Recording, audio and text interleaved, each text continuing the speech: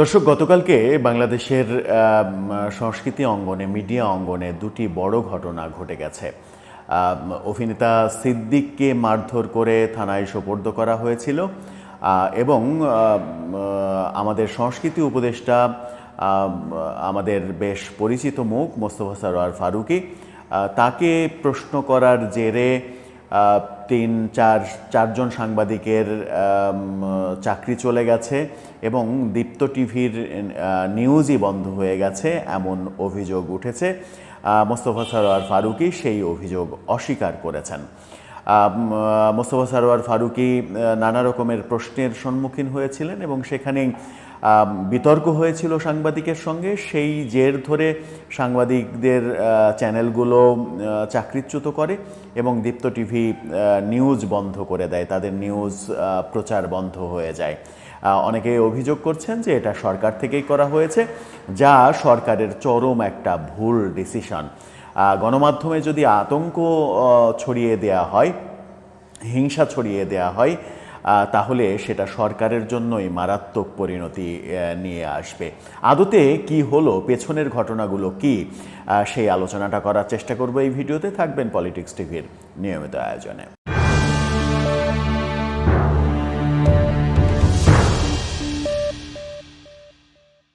দর্শক, পলিটিক্স টিভির নিয়মিত ভিডিওগুলো এখন থেকে স্পন্সর করছে প্রজাপতি.টিভি, নতুন ওটিটি প্ল্যাটফর্ম।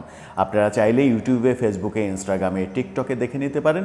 ডেসক্রিপশন বক্সে লিঙ্ক দেওয়া থাকবে, সেখান থেকেও আপনারা দেখে নিতে পারেন প্রজাপতির কার্যক্রম। চলে যাচ্ছি মূল ভিডিওতে। সংবাদ মাধ্যম ও মত প্রকাশের পূর্ণ স্বাধীনতা ইতিমধ্যে নিশ্চিত করা হয়েছে।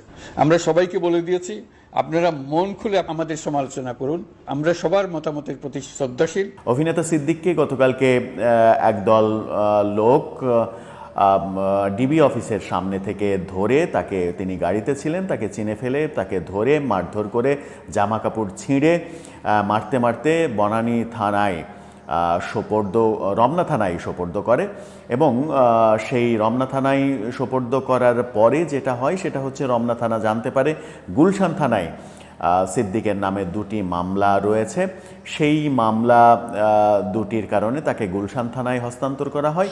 গুলশান থানা আজকে কোর্টে তুলেছিল এবং গুলশান থানার যিনি তদন্ত কর্মকর্তা, সেই তদন্ত কর্মকর্তা 10 দিনের রিমান্ড চেয়েছিলেন। সেই রিমান্ডে আজকে তাকে 7 দিনের রিমান্ড চাওয়ার পরে 7 দিনের রিমান্ড দেওয়া হয়েছে। গুলশান থানার উপপরিদর্শক আব্দুস সালাম 10 দিনের রিমান্ড চেয়েছিলেন। বৈষম্যবিরোধী আন্দোলনের রাজধানীর গুলশানে ভ্যান চালক জব্বার আলী হাওলাদারকে হত্যা চেষ্টা মামলায় অভিনেতা সিদ্দিককে 7 দিনের রিমান্ড মঞ্জুর আদালত করেছেন। ঢাকার অতিরিক্ত মেট্রোপলিটন ম্যাজিস্ট্রেট সানাউল্লাহ আদালতের শুনানি শেষে এই আদেশ দিয়েছেন। তাকে 7 দিনের রিমান্ড নেওয়া হয়েছে, এই খবরটা গণমাধ্যম নিশ্চিত করেছে। তাকে কেন ধরা হলো, কেন মারপিট করা হলো? অভিযোগ ছিল যে, মূল একটা তো কমন অভিযোগ রয়েছেই যে তিনি আওয়ামী লীগের দোসর। তিনি আওয়ামী লীগের হয়ে ঢাকা এবং টাঙ্গাইলে 2 আসনে নির্বাচন করার জন্য মনোনয়ন প্রত্যাশী ছিলেন, যদিও তিনি মনোনয়ন পাননি। এবং কারা তাকে ধরে মারধর করেছে সেটা স্পষ্ট গণমাধ্যমে এসেছে। ছাত্রদলের লোকজন এই কাজটি করেছে এবং তারা স্বীকারও করেছে, তারা ছাত্রদলের নেতাকর্মী, তারা তাকে ধরে থানায়ও সোপর্দ করেছে। এখন ছাত্রদল এই কাজটা কেন করলো? তাদের অভিযোগ যে তাদের নেতা তারেক রহমান এবং খালেদা জিয়া সম্পর্কে সিদ্দিক খুবই বাজে মন্তব্য করেছিলেন। আমরা একটা ভিডিওতে দেখেছি, একটি গণমাধ্যম প্রকাশ করেছে, যেখানে তারেক রহমানের ফাঁসি চাচ্ছেন সিদ্দিক, এরকম একটা বক্তব্য দিচ্ছেন। ছাত্রদল তার উপরে ক্ষেপতেই পারে, তাকে মারধর করতেই পারে, মারধর করে থানায় সোপর্দ করতেই পারে। কিন্তু আওয়ামী লীগের ফ্যাসিস্ট রাজনীতির পরে আমরা যে সুন্দর রাজনীতি প্রত্যাশা করি, যে সুন্দর রাজনীতির কথা বিএনপির ভারপ্রাপ্ত চেয়ারম্যান তারেক রহমানও বলছেন, এবং বিএনপির রাজনীতি পাল্টে গিয়েছে বলে আমরা দেখছি। বিএনপি আগের রাজনীতি থেকে নিজেদেরকে শুধরে পাল্টে নিতে চাইছে, সহিংসতার রাজনীতি তারা করতে চাইছে না। এবং তারেক রহমান নিজেই যখন বলছেন যে আমার নামে যত পারেন সমালোচনা করেন, তিনি অনেক উদাহরণও দিয়েছেন যে কোথায় কোথায় তাকে নিয়ে সমালোচনা হয়েছে এবং তিনি সেটাকে ওয়েলকাম করেছেন। সেরকম পরিস্থিতিতে নেতা যখন সরাসরি বলছেন যে সমালোচনা, বিরোধী মত এগুলো থাকবেই, তখন তার কর্মীরা এই ধরনের আচরণ করলে যেটা হয় সেটা হচ্ছে যে আগামীতে জনপ্রিয়তায় এটা ইফেক্ট ফেলবে এবং আগামী নির্বাচনেও এই কাজগুলো ইফেক্ট ফেলবে। কারণ আওয়ামী লীগ যে ভুলগুলো করেছিল, বিরোধী মতকে, বিরোধী দলকে দমন পীড়ন, সেই একই কাজ যদি এখন আবার করা হয় তাহলে আমরা সাধারণ মানুষ যারা, তারা বলবো যে লাউ সেই কদুই হলো। আমরা সহনশীল রাজনীতি চাইব, সেটাই প্রত্যাশা। অনেকে আবার সামাজিক যোগাযোগ মাধ্যমে লেখালেখি করছেন, আজকে আওয়ামী লীগ করে বলে সিদ্দিককে যেভাবে মারধর করা হলো, আগামীতে বিএনপি করে বলে বিএনপির যারা সাংস্কৃতিক ব্যক্তিত্ব রয়েছে, আমি নাম মেনশন করতে চাই না, কারণ নাম মেনশন করে তাদের সম্মানহানি করতে চায় না। সঙ্গীত শিল্পী, অনেকগুলো সঙ্গীত শিল্পী আছেন, সুপারস্টার সঙ্গীত শিল্পী যারা বিএনপির রাজনীতি করেন, অভিনেতা, অভিনেত্রী, পরিচালক অনেকেই আছেন বিএনপির রাজনীতি করেন। আগামীতে তারাও কি এই ধরনের দৃশ্যের সম্মুখীন হবেন, এরকম পরিস্থিতি ফেস করবেন? তাহলে আমাদের দেশের সুস্থতা আসবে কবে? আমরা কবে সুস্থ রাজনীতির পথে যাব, সহনশীল রাজনীতির পথে যাব, সেই প্রশ্নটা আসে।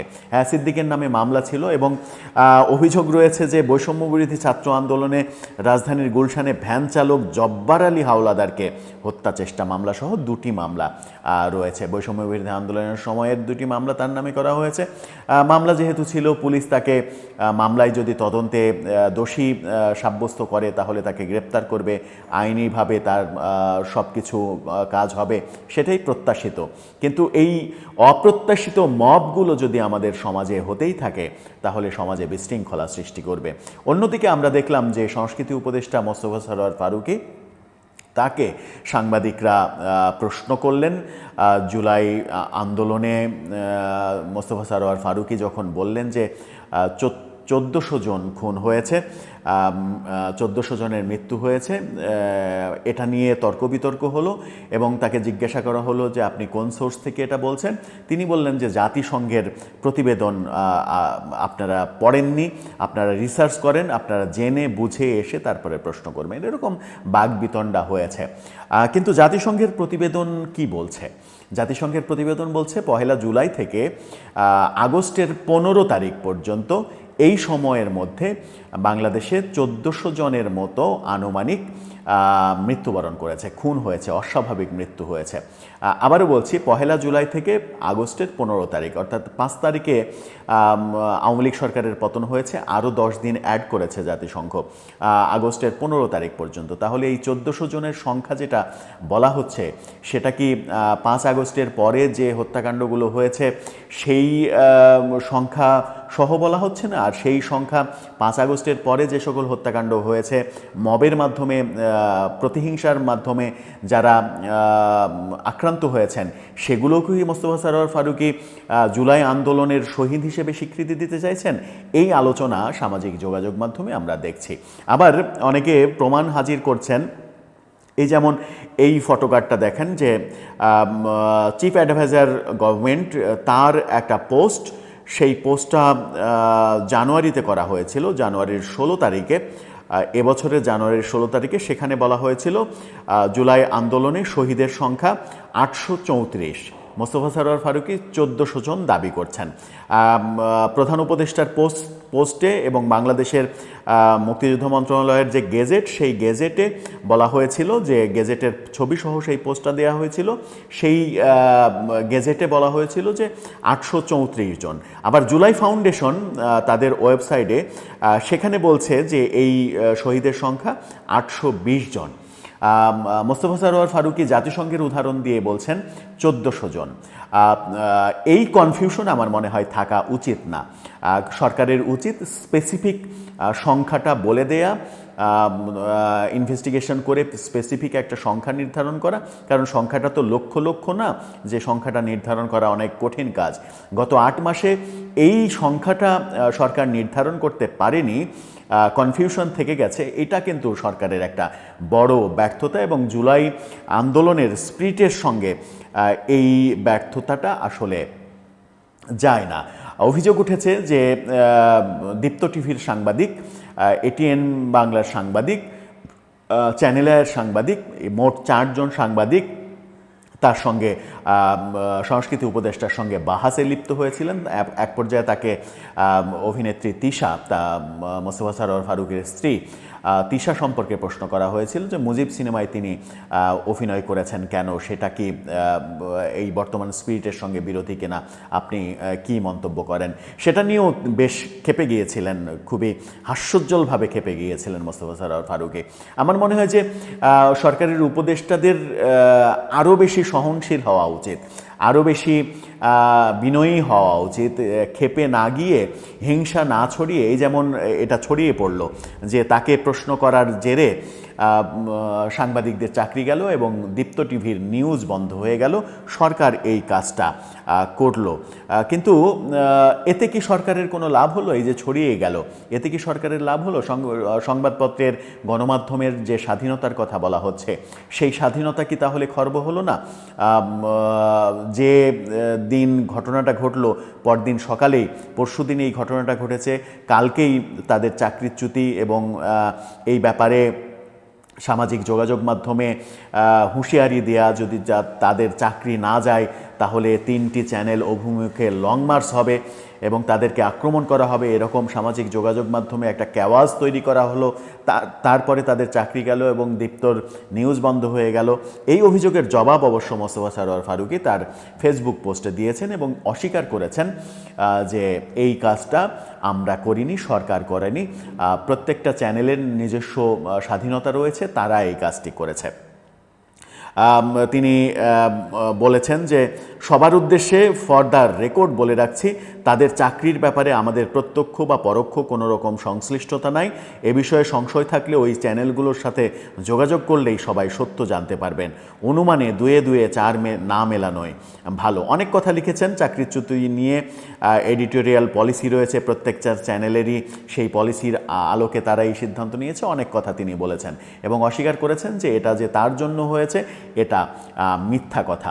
কিন্তু মানুষ যখন 2-2 4 মেলাচ্ছে তখন মানুষকে আপনি আটকাবেন কিভাবে?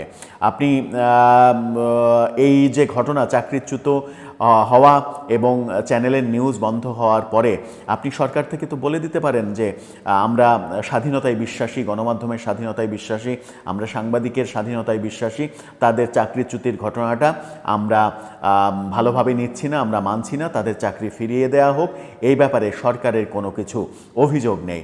এই বিবৃতি দিলে তো তাদের চাকরিচ্যুত হওয়ার ঘটনাটা থাকে না। কিন্তু তাদেরকে, সেই সাংবাদিকদের আওয়ামী লীগের দোসর, ফ্যাসিস্ট হিসেবে আখ্যা এরই মাঝে দেয়া হয়েছে এবং সেইভাবে প্রচার প্রচারণা চলছে। এতে করে কি সরকারের আদৌ কোনো লাভ হলো কিনা, সেটা একটা বড় প্রশ্ন হিসেবে সামনে এসেছে। অনেকে বলছেন সরকার হিংসাকে উৎসাহিত করছে, প্রতিহিংসা পরায়ণ হয়ে উঠছে এবং প্রতিহিংসা পরায়ণ হয়ে গণমাধ্যমকে আক্রমণ করছে, গণমাধ্যমের স্বাধীনতা খর্ব করছে। অভিযোগ যদি সত্যি হয় তাহলে সেটা সরকারের জন্য বিব্রতকর হবে। আমার মনে হয় যে এই রকমের অভিযোগ যত কম যায় ততই সরকারের জন্য মঙ্গল এবং স্পেসিফিক সেই উপদেষ্টাদের জন্য মঙ্গল। দর্শক, আপনার মতামত জানিয়ে লিখতে পারেন আমাদের কমেন্ট বক্সে।